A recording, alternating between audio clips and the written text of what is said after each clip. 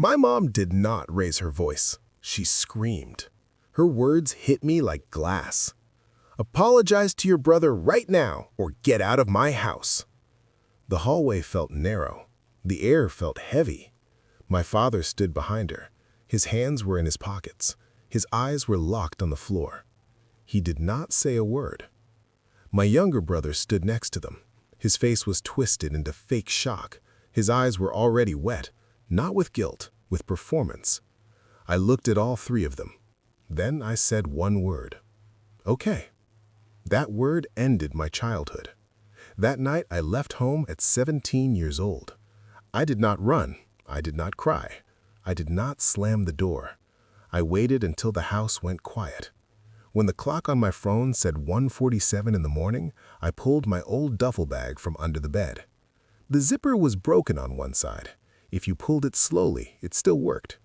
I packed fast. Clothes I bought myself, my laptop, my charger, my external hard drive with every embroidery design I had ever made, my birth certificate, my social security card, and the envelope.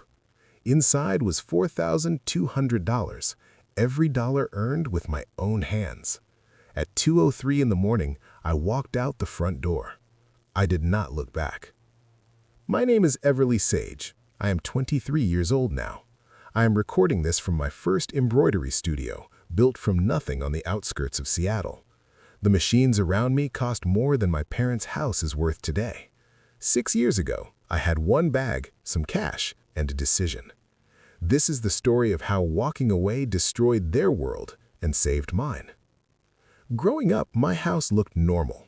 Middle-class neighborhood, clean lawn, 2 cars in the driveway. Inside, everything revolved around my brother. His name is Grayson. He was born 2 years after me. From the moment he arrived, I became invisible. If Grayson cried, everyone stopped. If Grayson wanted something, money appeared. If Grayson made a mistake, excuses followed. I learned early that love in our house was conditional. My mother controlled the money. She worked as an accountant. She tracked every dollar. She reminded us constantly who paid for what. My father worked retail. He earned less. That meant he stayed quiet. He avoided conflict like it was poison. When my mother decided something, that was the end of the conversation. Grayson never earned anything. He got a new phone every year, the newest game consoles, private sports lessons twice a week. When he turned 16, my mom surprised him with a scooter. It was illegal at his age. She paid the fine. She laughed about it. Rules did not apply to him. When I turned 13, my allowance stopped. My mom said I was old enough to earn my own money. So I did. My clothes came from thrift stores. My phone was prepaid. I paid for it myself. If I asked for money for school, the answer was always the same. Figure it out yourself, Everly. The double standards were brutal. Grayson could bring friends over any time. No warning, no permission.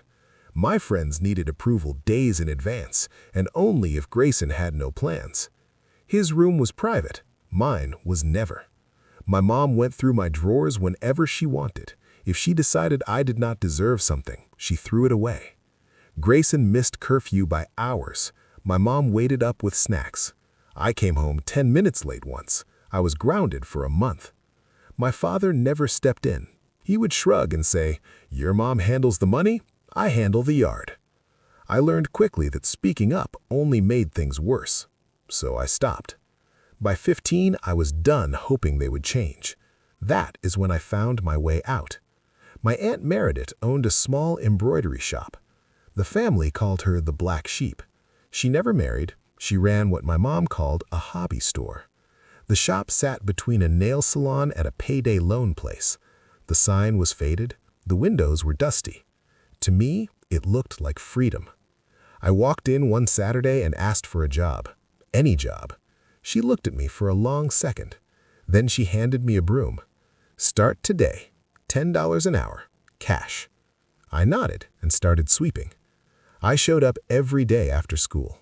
Every weekend. No excuses. She taught me everything. How to thread the machines, how to digitize designs, how to price work so you actually made money. She let me run small jobs within a month. She paid me fairly, never shorted me, never talked down to me. She treated me like I mattered. One slow night, she watched me finish an order. Then she said something I still remember word for word. "Skills are the only thing nobody can take from you, Everly. Build them." That shop became my safe place. I stayed there late whenever I could. I'd rather work 10 hours on machines than spend 10 minutes at home. Every dollar I earned went into a separate account. My mom didn't know it existed. By 17, I had saved $4,200. I counted the days until graduation. I planned to leave quietly at 18. I did not know I'd be forced out sooner. That comes next. The night it all ended started quietly. Too quietly. I was in my room counting designs for a custom embroidery order. The clock read 11:58. Then I heard it. Grayson laughing in the kitchen.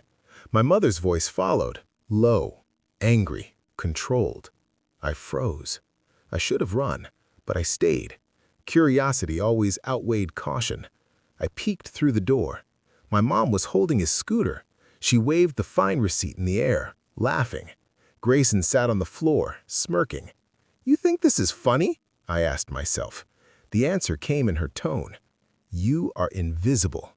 That phrase is tattooed into my memory. I waited until the laughter stopped. The house went quiet. Every step echoed. Every creak sounded like betrayal. I grabbed my bag. My heart beat fast, not from fear, from freedom. Then it happened. My mom came to my room. Her eyes were cold, her voice calm, like a storm pretending to be still. "Where are you going?" she asked. I froze, paused. Then I said the only truth that mattered. "I am leaving." Her expression did not change, but my father appeared behind her. Grayson peeked from the hallway. "You think you can leave?" my mom asked, her voice rising. "Yes," I answered, calmly. Finally. The next 30 minutes are a blur. I packed faster than I ever thought possible. I whispered a goodbye to my machines and tools. Every ounce of fear turned into adrenaline. My mother screamed. My father tried to stop her. Grayson cried or laughed. I never could tell. I walked out the door. One bag, $4,200. Nothing more. The streets were empty. The night smelled like rain. Every step I took felt like walking toward a new world. I did not call anyone. I did not text. I just moved. I made it to the train station before dawn. I bought a ticket to Seattle, the first leg of my escape. I watched the city lights fade behind me. Each mile felt like reclaiming a part of myself. The first week in Seattle was terrifying. I slept in cheap motels. I worked small embroidery jobs for strangers. No one knew me. No one could find me. And for the first time in my life, I was invisible on purpose. It felt good. I found a tiny studio space in a rundown building. The rent was cheap. The machines were secondhand. The walls smelled like paint and dust. I cleaned. I repaired machines. I digitized designs. I hung a single sign outside that said, "Everly's Embroidery." Business started slow, very slow. Some days I made $10, other days nothing. But I had skills, and people noticed. A small boutique ordered 20 jackets, then a local sports team ordered hats. I kept every penny. Every dollar went into savings. Every night I counted it, like a talisman. Months passed. I learned to love the work. The machines became my friends. The hum of motors, the smell of thread, the precision of stitches, it all made me feel alive. I started hiring people, mostly young women who had nowhere else to go. I taught them what I had learned. I paid them fairly. I listened. The shop became a little family.